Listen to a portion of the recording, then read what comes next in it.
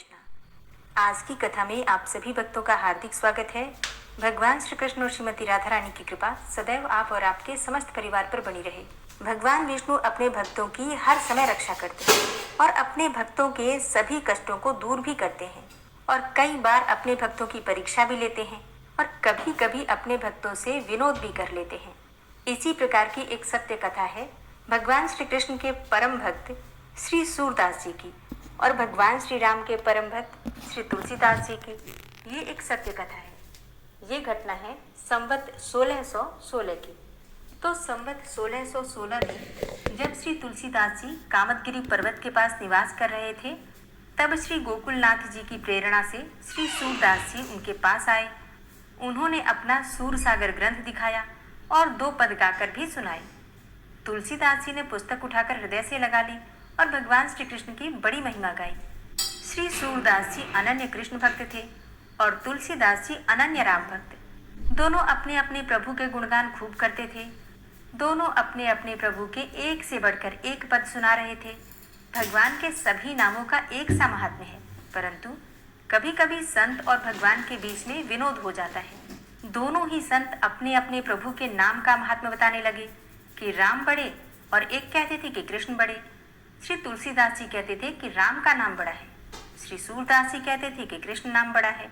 अब ये निश्चय करने के लिए एक तराजू लाया गया। श्री तुलसीदास जी ने अपने प्रभु का स्मरण किया और विराजने के लिए विनती की। फिर श्री सूरदास जी ने अपने प्रभु का स्मरण किया अर्थात श्री कृष्ण का स्मरण किया और दूसरे पलड़े पर विराजमान होने को कहा। दोनों के इष्ट गुप्त रूप में विराजमान हो आए। एक पलड़े पर भगवान श्री कृष्ण और एक पलड़े पर भगवान श्री राम। अब श्री तुलसीदास जी वाला पलड़ा भारी हो गया। अब तो श्री सूरदास जी को बड़ा दुख हुआ। वे कहने लगे कि बेकार में ही श्री कृष्ण के चक्कर में पड़ गए। इसने तो हमारी नाक कटवा दी। अब तो हम इसका भजन कभी नहीं करेंगे। सूरदास जी ने पद गाना छोड़ दिया तो श्रीनाथ जी से रहा नहीं गया। अब श्रीनाथ जी सूरदास जी के सामने आए और उन्हें मनाने लगे। श्री सूरदास जी कहने लगे कि आपके नाम का पलड़ा तो हल्का पड़ गया, मेरी तो नाक कट गई। सूरदास जी की बातें सुनकर श्रीनाथ जी मुस्कुराए और बोले, बाबा आप जपते हो कृष्ण कृष्ण और पलड़े पर आपने आवाहन किया मेरे अकेले श्री कृष्ण का। तुलसीदास जी जपते हैं सीताराम और उन्होंने पलड़े पर आवाहन किया युगल जोड़ी सीताराम जी का। अब अकेले श्री कृष्ण का भजन एक ओर और श्री सीताराम जी दोनों का भजन एक ओर। अब किशोरी जी जहाँ होंगी वहाँ का पलड़ा तो भारी होगा ही, मेरे अकेले का वजन तो युगल जोड़ी से कम ही होगा ना। भगवान के सभी नाम एक ही समान हैं। सूरदास जी समझ गए कि ये तो केवल हास्य लीला है। दोनों संत गले मिले।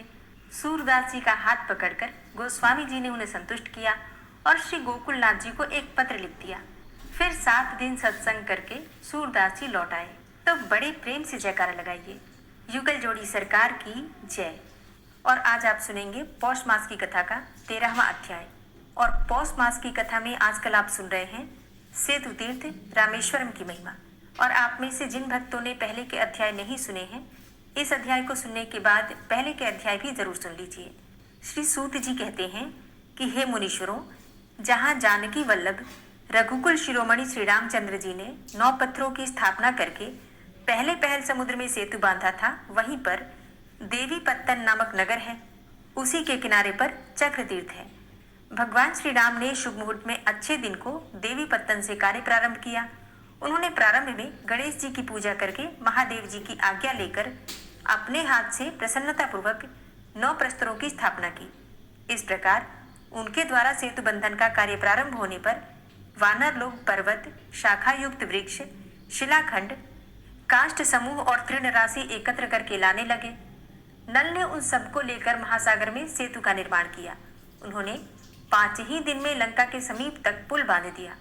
उसकी लंबाई 100 योजन और चौड़ाई 10 योजन थी।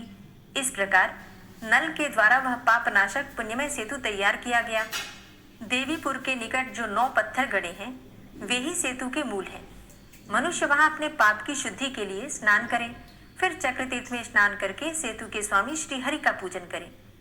देवी पत्तन से लेकर जो सेतु बांधा गया है, उसके कारण वह यथार्थ रूप से सेतु मूल कहलाता है। सेतु का पश्चिम किनारा दर्भशयन तीर्थ कहा गया है और पूर्व किनारा देवी पत्तन। ये दोनों ही सेतु के मूल हैं। दोनों को ही परम पवित्र, पुण्यजनक एवं पापनाशक कहा गया है। जो मनुष्य जिस मार्ग से जिस सेतुमूल को जाएं, अर्थात पूर्व या फिर पश्चिम, जिस भी सेतुमूल को जाते हैं, वे उसी मार्ग से उस मोक्षदायक सेतुमूल में स्नान करके फिर चक्रतीर्थ में स्नान करें। तत्पश्चात संकल्प पूर्वक सेतुबंध तीर्थ को जाएं। प्रसन्नता पूर्वक श्री रामचंद्र जी का हृदय में ध्यान करते हुए सबसे पहले सेतु को नमस्कार करें।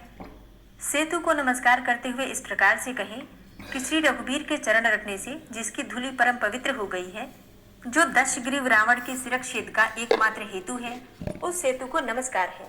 जो मोक्ष मार्ग का प्रधान हेतु तथा श्री रामचंद्र जी के सुयश को फहराने वाला केतु अर्थात ध्वज है और सीता जी के हृदय कमल को विकसित करने के लिए सूर्यदेव के समान है, उस सेतु को नमस्कार है। इस मंत्र से सेतु को साष्टांग प्रणाम करके परम शक्तिशाली वेताल वरद नामक तीर्थ को जाएं। फिर जो मनुष्य चक्रतीर्थ के दक्षिण भाग में स्थित इस वेताल वरद नामक तीर्थ में कभी स्नान करते हैं, मतलब कभी भी स्नान करते हैं, वे जीवन मुक्त हो जाते हैं, अर्थात जन्म मरण के चक्र से मुक्ति मिल जाती है। यहाँ संकल्प पूर्वक स्नान करके पितरों को पिंड देना चाहिए। वेताल वरद में स्नान करने के पश्चात मनुष्य धीरे धीरे गंधमादन पर्वत को जाए। वह पर्वत समुद्र में सेतु के रूप में विद्यमान है। उस सेतु रूप गंधमादन पर्वत की इस प्रकार से प्रार्थना करें, हे परम पुण्यमय गंधमादन पर्वत, तुम्हें सब देवता नमस्कार करते हैं, विष्णु आदि देवता भी तुम्हारा सेवन करते हैं। हे नगश्रेष्ठ, उसी तुम्हारे शिखर पर मैं पैरों से चलूंगा, मेरे चरणों से तुम्हारे ऊपर आघात होगा। मुझ पापात्मा के अपराध को कृपा पूर्वक क्षमा करो और तुम्हारे शिखर पर निवास करने वाले भगवान शंकर का मुझे दर्शन कराओ। इस प्रकार प्रार्थना करके उस श्रेष्ठ पर्वत पर धीरे धीरे पैर रखते हुए चलें। वहां समुद्र में स्नान करके गंधमादन पर्वत पर मनुष्य यदि सरसों भर भी पिंड दान करे तो उससे प्रलय काल तक उनके पितर तृप्त रहते हैं। तत्पश्चात वहां सब तीर्थों में उत्तम जो पाप विनाशन नामक महातीर्थ है, उसका दर्शन करने के लिए जाएं। वहां पहुंचकर शरीर के मलों का नाश करने वाले उस तीर्थ में स्नान करें। वहां स्नान करने से मनुष्य वैकुंठ धाम में जाता है। और अब आप सुनेंगे सीता सरोवर और मंगल तीर्थ का महात्म्य और राजा मनोजव की कथा। श्री सूत जी कहते हैं कि सब पापों का नाश करने वाले पापनाशन तीर्थ में स्नान करने के पश्चात मनुष्य यम नियम का पालन करते हुए सीता सरोवर में स्नान करने के लिए जाएं। श्री रामचंद्र जी को अपने सतीत्व का विश्वास दिलाने के लिए जब जनक नंदिनी सीता ने संपूर्ण देवताओं के समीप प्रज्वलित अग्नि में प्रवेश किया और सब अंगों से सुशोभित एवं पवित्र रूप से वे अग्नि से बाहर निकली, तब लोक रक्षा के लिए उन्होंने अपने नाम से एक उत्तम तीर्थ का निर्माण किया तथा स्वयं भी उसमें स्नान किया। इसलिए उस तीर्थ का नाम सीता सरोवर हुआ और उसमें जो मनुष्य स्नान करता है वह संपूर्ण कामनाओं को पाता है। हे विप्रवरों, उस तीर्थ में अवगाहन करके अनेकों प्रकार के दान देकर एवं बहुत दक्षिणा वाले यज्ञों का अनुष्ठान करके मनुष्य परमेश्वर के परम धाम को जाता है। महापवित्र सीता कुंड में स्नान करके मनुष्य एकाग्र चित्त होकर मंगल तीर्थ की यात्रा करे। वहां भगवान विष्णु की प्यारी पत्नी लक्ष्मी जी सदा निवास करती हैं। पूर्व काल में मनोजव नाम से प्रसिद्ध एक चंद्रवंशी राजा हो गए हैं। उन्होंने प्रतिवर्ष यज्ञों द्वारा देवताओं को अन्न राशि से ब्राह्मणों को तथा श्राद्ध से पितरों को तृप्त किया। वे निरंतर वेदों का स्वाध्याय किया करते थे। इस प्रकार राजा मनोजव धर्मपूर्वक पृथ्वी का पालन करते थे। उनके शासन काल में उस राज्य में एक भी शत्रु नहीं रह गया था। इससे राजा के मन में अहंकार उत्पन्न हो गया। जहाँ अहंकार होता है वहाँ लोभ, मद, काम, क्रोध, हिंसा तथा मोह में डालने वाली असूया ये सभी प्रकट हो जाते हैं।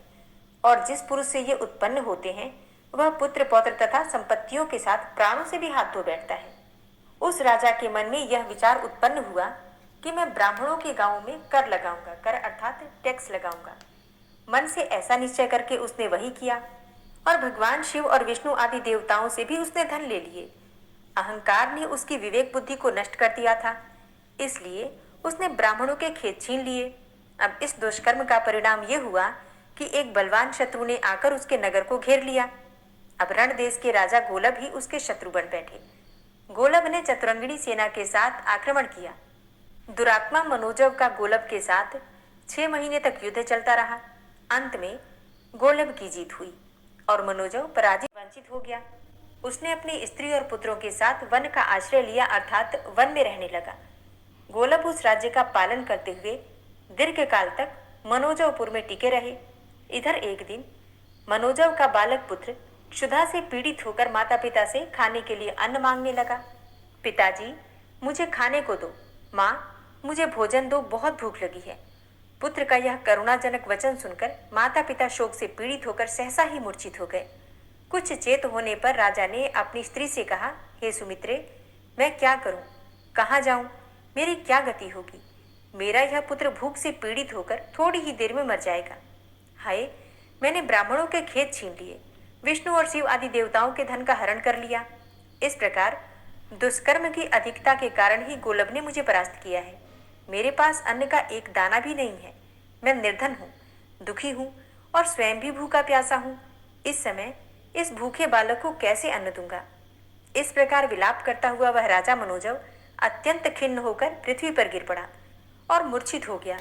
सुमित्रा पति को इस प्रकार गिरा हुआ देखकर उसे हृदय से लगाकर विलाप करने लगी। उसी समय मुनिवर पाराशर जी स्वेच्छा से घूमते हुए वहां आ गए। उन्हें देखकर पतिव्रता सुमित्रा ने पुत्र सहित उठकर उनके चरणों में प्रणाम किया। पाराशर जी ने सुमित्रा को आश्वासन देते हुए पूछा कि हे सुंदरी, तुम कौन हो? यह कौन तुम्हारे आगे पड़ा हुआ है और यह बालक कौन है? पतिव्रता सुमित्रा बोली कि हे मुनिश्रेष्ठ, ये मेरे पति हैं और हम दोनों से उत्पन्न यह चंद्रकांत हमारा पुत्र है। मेरे पतिदेव चंद्रवंशी राजा मनोजव हैं। ये विक्रमाढ्य के पुत्र हैं। मैं इनकी पतिव्रता पत्नी सुमित्रा हूँ।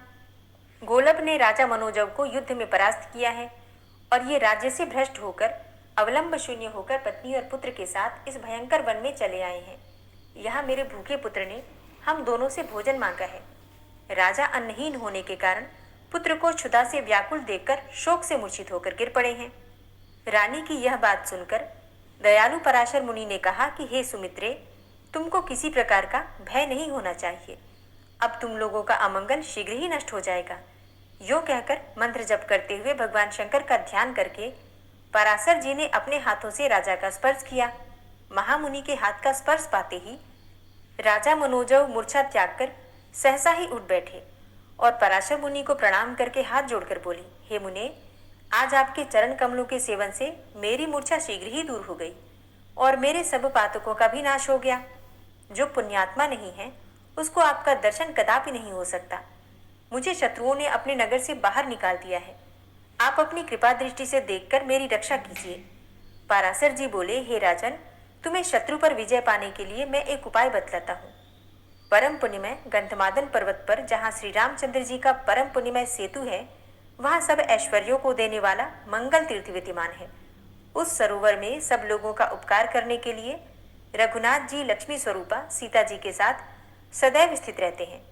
तुम पुत्र और स्त्री सहित वहां जाकर भक्ति पूर्वक स्नान करो। उस तीर्थ के प्रभाव से तुम्हें शीघ्र ही सब प्रकार के मंगलों की प्राप्ति होगी और युद्ध में शत्रुओं को जीतकर पुनः अपना राज्य प्राप्त कर लोगे। ऐसा कहकर राजा, रानी और बालक इन तीनों के साथ पाराशर मुनि मंगल तीर्थ में स्नान के उद्देश्य से राम सेतु पर गए।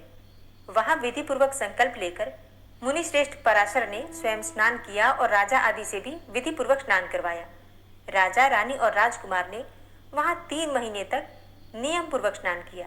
मतलब 3 महीने तक प्रतिदिन राजा, रानी और उनका पुत्र और पराशर मुनि इन्होंने नियम पूर्वक मंगल तीर्थ में स्नान किया।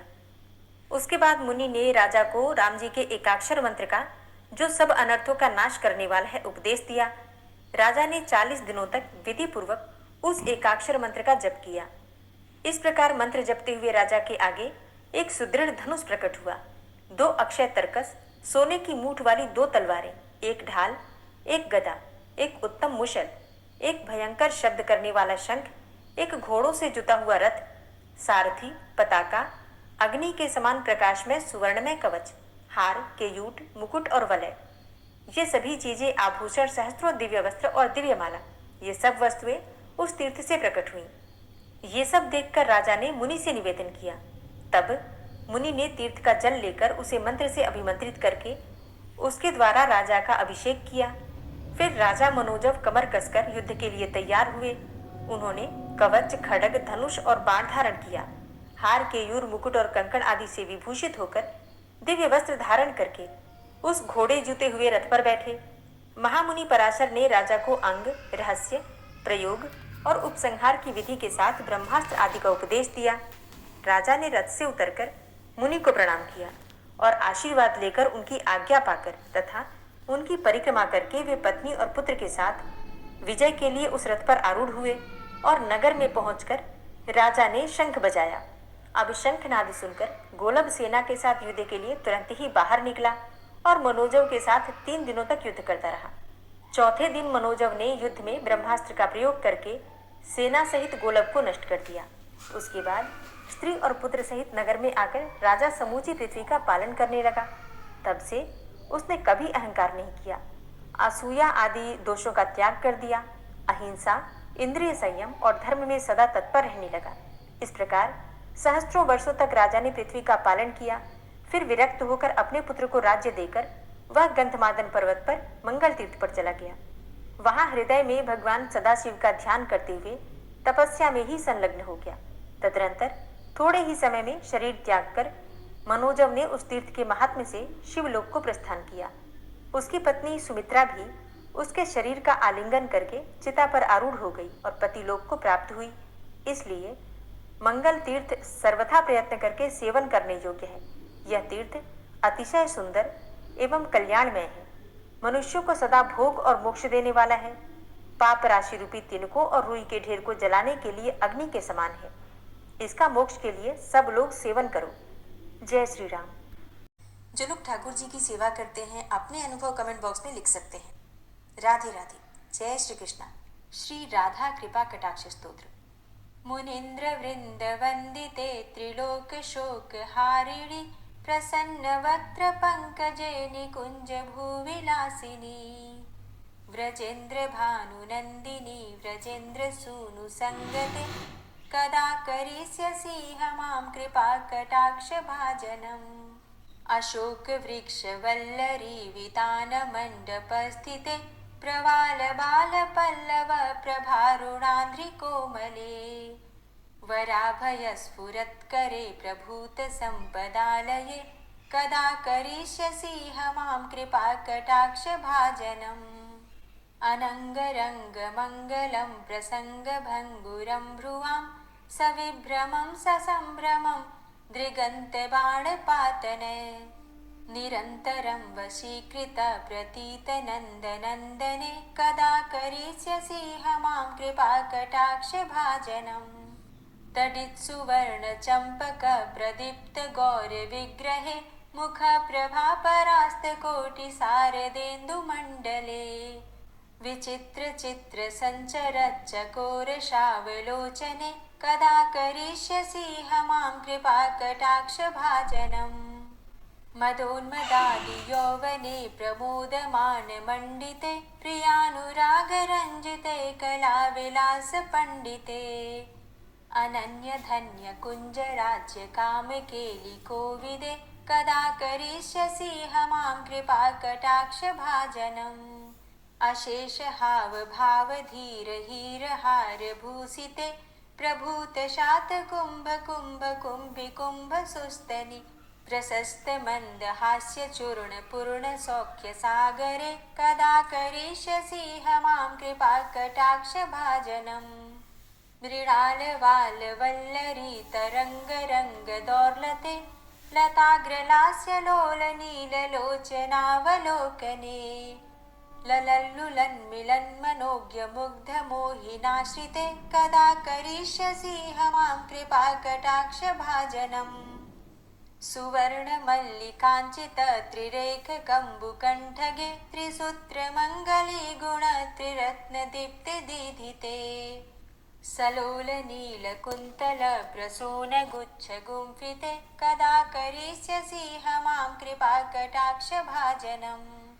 नितंब बिंबलंब मान पुष्प मेखला गुणे प्रशस्त रत्न किंकिणी कलाप मध्य मंजुले करीन्द्र शुंड दंडिकावरोह शौभ गोरुके कदा करिष्यसि मां कृपा कटाक्ष भाजनम्।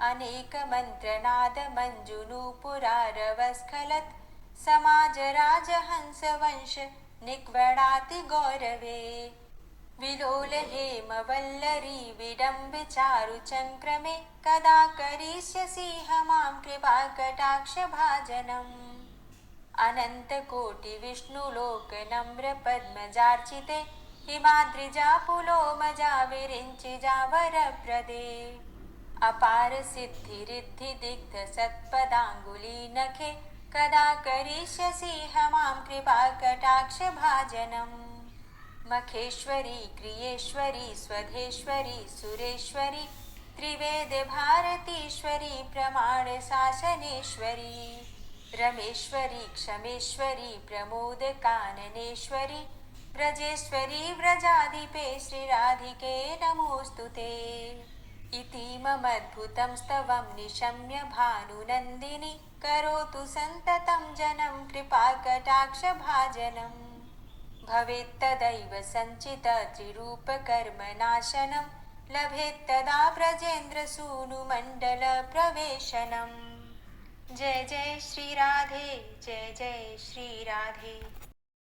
विश्वं विश्वरूपचत्कारो भूतभव्य भवत्प्रभु भूतकृत भूतभृद्भावो भूतात्मा भूतवाहन भूतात्मा परमात्मा च मुक्तानां परमागति अव्ययः पुरुषः साक्षी क्षेत्रज्ञो अक्षर एव च योगो योगविदां नेता प्रधान पुरुषेश्वरः नारसिंहवपुः श्रीमान् केशवः पुरुषोत्तमः सर्वः शर्वः शिवस्थाणुर्भूतादिर्निधिर्व्ययः सम्भवो भावनो भर्ता प्रभवः प्रभुरीश्वरः स्वयंभू शम्भुरादित्यः पुष्कराक्षो महास्वनः अनादिनिधनो धाता विधाता धातुरुत्तमः अप्रमेयो ऋषिकेश पद्मनाभो अमरप्रभु विश्वकर्मा मनुस्त्वष्टा स्थविष्ठः स्थविरोधुवः अग्राह्यः शाश्वतः कृष्णो लोहिताक्षः प्रदर्दनः प्रभूतस्त्रिककुब्धाम पवित्रं मङ्गलं परम् ईशानः प्राणदः प्राणो ज्येष्ठः श्रेष्ठः प्रजापति हिरण्यगर्भो भूगर्भो माधवो मधुसूदनः ईश्वरो विक्रमी धन्वी मेधावी विक्रमः क्रमः अनुत्तमो दुराधर्षः कृतज्ञः कृतिरात्मवान् सुरेशः शरणं शर्म विश्वरेताः प्रजाभव अह संवत्सरो व्यालः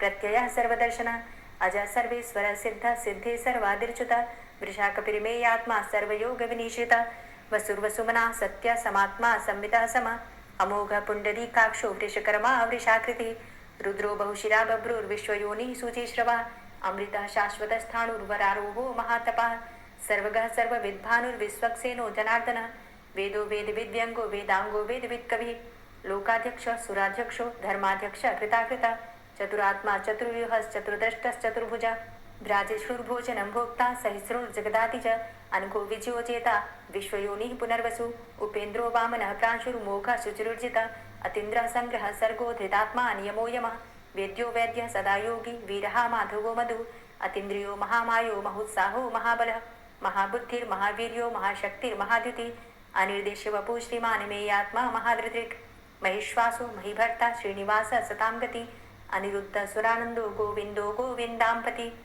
मरीचिर्दमनो हंस सुपर्णो भुजगोत्तम हिरण्यनाभः सुतपा पद्मनाभः प्रजापति अमृत्यु सर्वदिक्सिंह संधाता सन्धिमानस्थिर अजो दूर्मर्षणः शास्ता विश्रुतात्मा सुरारिः गुरुर्गुरुतमो धाम सत्य सत्यपराक्रम निमिषो अनिमिषो श्रग्वी वाचस्पतिरुदारधि अग्रणिर्ग्रामणी श्रीमान् न्यायो नेता समीरण सहस्रमुद्धा विश्वात्मा सहस्राक्ष सहस्रपात आवर्तनो निवृत्तात्मा संवृतः संप्रवर्धन असंवर्तको वह निर्निलोधरणीधरः सुप्रसादः प्रसन्नात्मा विश्वदृक् विशुभुग् विभु सत्कर्ता सत्कृतः साधु जहनुर्नारायणो नरः असंख्येयो अप्रमेयात्मा विशिष्टशिष्टकृच्छुवि सिद्धार्थ सिद्धसङ्कल्प सिद्धिदा सिद्धिसाधनः वृषाहि वृषभो विष्णुर्विष्पर्वा वृषोदरः वर्धनो वर्धमानश्च विविक्तः श्रुतिसागरः सुभुजो दूर्धरो वाग्मी महेन्द्रो वसुदो वसु नैकरूपो बृहद्रूप शुभिविष्टः प्रकाशनः ओजस्तेजो द्युतिधरः प्रकाशात्मा प्रतापनः ऋद्धस्तष्टाक्षरो मन्त्रश्चन्द्रांशुर्भास्करद्युतिः अमृतांशुद्भवो भानु शशबिन्दुः सुरेश्वरः औषधं जगतः सेतु सत्यधर्मपराक्रमः भूतभव्य भवन्नाथः पवनः पावनो नलः कामः कामकृत्कान्तः कामः कामप्रदः प्रभु युगाधिकृत्युगावर्तो नैकमायो महाशनः अदृश्य अव्यक्तरूपश्च सहस्रजितनन्तजित् इष्टो अविशिष्ट शिष्टेष्ट शिखण्डी नहुसो वृष क्रोधः क्रोधकृत्कर्ता विश्वबाहुर्महीधरः अच्युतः प्रतितः प्राणः प्राणदो वासवानुजः अपां निधिर्धिष्ठानं प्रमत्तः प्रतिष्ठितः स्कन्दः स्कन्दधरो धूर्यो वरदो वायुवाहनः वासुदेवो बृहद्भानुरादिदेवः पुरन्दरः अशोकस्तारणस्तारः शूरः सौरिर्जनेश्वरः अनुकूलः शतावर्त पद्मी पद्मनिभीक्षणः पद्मनाभो अरविन्दाक्ष पद्मगर्भ शरीरभृत् महद्भिरिद्धो वृद्धात्मा महाक्षो गरुडध्वज अतुलः शर्भो भीमो समयज्ञो हविर्हरि सर्वलक्षण लक्षण्यो लक्ष्मीवान समितिञ्जय वीक्षरो रोहितो मार्गो हेतुर्दामोदरसः महीधरो महाभागो वेगवान मिताशन उद्भवाच्छो बणो देव श्रीगर्भ परमेश्वर करणं कारणं कर्ता विकर्ता गहनो गुह व्यवसायो व्यवस्थान संस्थान स्थानदो ध्रुव परर्थी परमस्पस्तुष्ट पुष्ट सुभेक्षण रामो विरामो विरजो मार्गो नेयो नयोनय वीर शक्तिमतां श्रेष्ठो धर्मो धर्मविदुत्तम वैकुण्ठ पुरुष प्राण प्राणदः प्रणव पृथु हिरण्यगर्भ शत्रुघ्नो व्याप्तो वायुरुधोक्षज ऋतु सुदर्शनः कालः परमेष्ठी परिग्रह उग्र संवत्सरो दक्षो विश्रामो विश्वदक्षिण विस्तारस्थावरस्थाणु प्रमाणं बीजमव्ययम् अर्थो अनर्थो महाकोशो महाभोगो महाधन अनिर्विण्ण स्थविष्टो धर्मयुपो महामख नक्षत्रनेमिरनक्षत्री क्षमा चामः समीहन यज्ञ इज्यो महेज्यश्च ततु सत्रं सतां गति सर्वतर्षि विमुक्तात्मा सर्वज्ञो ज्ञानमुत्तमं सुव्रतः सुमुखः सुष्मा सुघोषः सुखदः सुहृतः मनोहरो जित्क्रोधो वीरबाहुर्विदारणः स्वापनः स्ववसो व्यापी नैकात्मा नैककर्मकृत् वत्सरो वत्सलो वत्सी रत्नगर्भो धनेश्वरः धर्मगुप्त धर्मकृत् धर्मी सदसक्षरमक्षरम् अविज्ञाता सहस्रांसुर्विधाता कृतलक्षणः गवस्थिनेमिः सत्त्वस्थः सिंहो भूतमहेश्वरः आदिदेवो महादेवो देवेशो देवभृद्गुरु उत्तरो गोपतिर्गोप्ता ज्ञानगम्यः पुरातनः शरीरभूतभृद्भोक्ता कपीन्द्रो भूरि दक्षिणः सोमो अमृतपः सोमः पुरुजित पुरुषोत्तमः विनयोजय सत्यसन्धो दाशाः सात्वताम्पति जीवो विनयिता साक्षी मुकुन्दो अमित विक्रम अम्भो निद्रणन्तात्मा महोदधी शयोन्तकः अजो महारः स्वाभाव्यो जितामित्रः प्रमोदन आनन्दो नन्दनो नन्दः सत्यधर्मा त्रिविक्रम महर्षि कपिलाचार्यः कृतज्ञो मेदिनीपति त्रिपदस्त्रिदशाध्यक्षो महाशृङ्ग कृतान्तकृत् महावराहो गोविन्दः सुखेणः कनकाङ्गदी गुह्यो गभीरो गहनो गुप्तश्चक्र गदाधरः वेथा स्वाङ्गो अजितः कृष्णो दृढः सङ्कर्षणोच्युत वरुणो वारुणो वृक्षः पुष्कराक्षो महामनाः भगवान भगानंदी वनमाली हलायुध आदित्यो ज्योतिरादित्यः सहिष्णुर्गति सत्तमः सुधन्वाखंड परशुर दारुणो द्रविड़प्रद दिविस्त्रिक्सर दृग्व्यासो वाचस्पतिर्योनिजः त्रिसामा सामगः सामन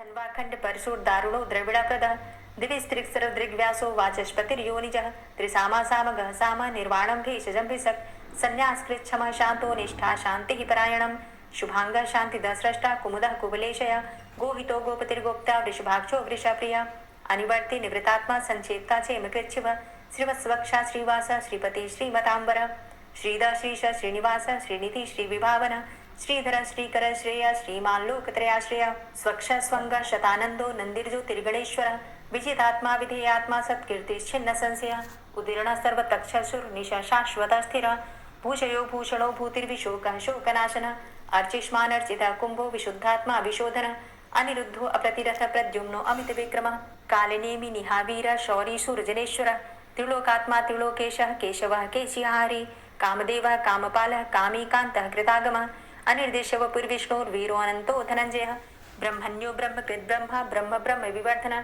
ब्रह्मविद् ब्राह्मणे ब्रह्मी ब्रह्मज्ञो ब्राह्मण प्रिय महाक्रमो महाकर्मा महातेजा महोरगः महाक्रतुर्महायज्वा महायज्ञो महाहवि स्तव्यस्तव प्रिय स्तोत्रं स्तुतिस्तोतारणप्रिय पूर्णः पुरैता पुण्य पुण्यकीर्तिर्नामयः मनोजवस्तीर्थकरो वसुरेता वसुप्रद वसुप्रदो वासुदेव वसुर्वसुमनाहवि सद्गतिः सत्कीर्तिः सत्ता सद्भूतिः सत्परायणः शूरसेनो यदुश्रेष्ठः सन्निवासः सुयामुनः भूतावासो वासुदेवः सर्वासु निलयोनलः दर्पः दर्पदो दृप्तो दूर्धरोधा पराजितः विश्वमूर्तिर्महामूर्तिर्दीप्तमूर्तिर्मूर्तिमान् अनेकमूर्तिरव्यक्तः शतमूर्तिः शताननः एको नैकः सवः किं यत्तत्पदमनुत्तमं लोकबन्धुर्लोकनाथो माधवो भक्तवत्सलः सुवर्णवर्णो हेमांगो वरांगश्चन्दनांगदी वीरः विषमः शून्यो घृताशीरचलश्चलः अमानी मानदो मान्यो लोकस्वामी त्रिलोकदृक् सुमेधा मेधजो धन्यः सत्यमेधाधराधरः तेजो वृषः द्वितिधरः सर्वशस्त्रभृताम्बरः प्रग्रहो निग्रहो व्यग्रो नैकशृङ्गो गदाग्रजः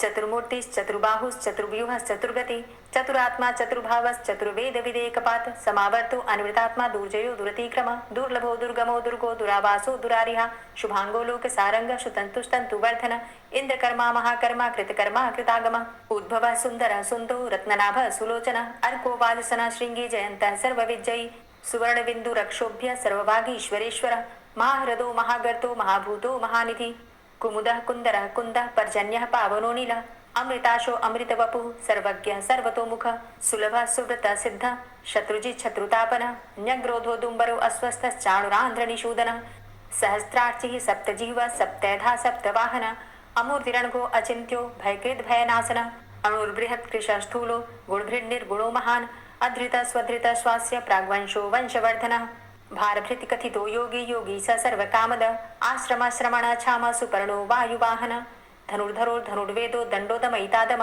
अपराजितः सर्वसहो नियन्ता नियमो यमः सत्ववान् सात्विक सत्य सत्यधर्मपरायण अभिप्रायः प्रियार्होर्ह प्रियकृत् प्रीतिवर्धनः विहाय सगतिर्ज्योति सुरुचिर्हुद्भुग्विभु रविर्विलोचनः सूर्य सविता रविलोचनः अनन्तो हुद्भुग्भोक्ता सुखदो नैकजोग्रज अनिर्विण्ण सदामर्षि लोकाधिष्ठानमद्भुत सनात सनातन्तमः कपिलः कपिरप्यय स्वस्तिदा स्वस्तिकृत् स्वस्ति स्वस्तिभुक् स्वस्ति दक्षिण रौद्रः कुण्डली चक्रे विक्रमयुर्जित शासन शब्दातिग शब्दशः शिशिरः शर्वरीकर अक्रूरः पेशलो दक्षो दक्षिणः क्षमिणाम्बर विद्वतमो वितभय पुण्यश्रवण कीर्तन उत्तारणो दुष्कृतिः पुण्यो दुःस्वप्ननाशन वीरहारक्षण संतो जीवनः पर्यवस्थित अनन्तरूपो अनन्तसृर्जित मन्युर्भयापः चतुरश्रो गभीरात्मा विदिशो व्यादिशो दिश अनादिर्भूर्भुवो लक्ष्मी सुवीरो रुचिरांगद जननो जन्मादिर्भीमो भीम पराक्रम आधारनीले योधाता पुष्पहासः प्रजागर ऊर्ध्वग सत्पथाचार प्राणदः प्रणवापण प्रमाणं प्राणनीलयः प्राणभृत् प्राणजीवन तत्त्वं तत्त्वविदेकात्मा जन्म मृत्यु जरातिग पूर्व स्वस्तरुस्तार सविता प्रपितामह यज्ञो यज्ञपतिर्यज्वा यज्ञांगो यज्ञवाहन यज्ञभृद्यज्ञ कृद्यज्ञ यज्ञभुक् यज्ञ साधन यज्ञान्तिकृद्यज्ञ गुह्यमन्यमन्नादेव च आत्मयोनिः स्वयं जातो वैखानः सामगायन देवकी नन्दन स्रष्टा क्षितिसः पापनाशन शङ्खभृन्नन्दकी चक्री शारङ्खन्वा गदाधर रथाङ्गपाणिरक्षोभ्य सर्वप्रहरणायुध ओम नमः इति। दोस्तों, उम्मीद करती हूँ आज की कथा आपको ज़रूर पसंद आई होगी। तो अगर कथा पसंद आई हो तो वीडियो को लाइक ज़रूर किया कीजिए और अगर संभव हो तो वीडियो को ज़्यादा से ज़्यादा शेयर कीजिए और हाँ, कमेंट बॉक्स में राधे राधे ज़रूर लिखा कीजिए। और जो भक्त इस चैनल पर पहली बार आए हैं, अभी तक आपने चैनल को सब्सक्राइब नहीं किया है, तो आज की वीडियो अगर आपको अच्छी लगे तो चैनल को सब्सक्राइब करके बेल आइकन को ज़रूर प्रेस कर लीजिए। इससे ये होगा कि इस चैनल पर जो भी नई वीडियो अपलोड होंगी उनकी नोटिफिकेशन आपको सही समय पर प्राप्त होगी। मिलती हूँ मैं आपसे अगली वीडियो में, तब तक के लिए जय श्री राधे।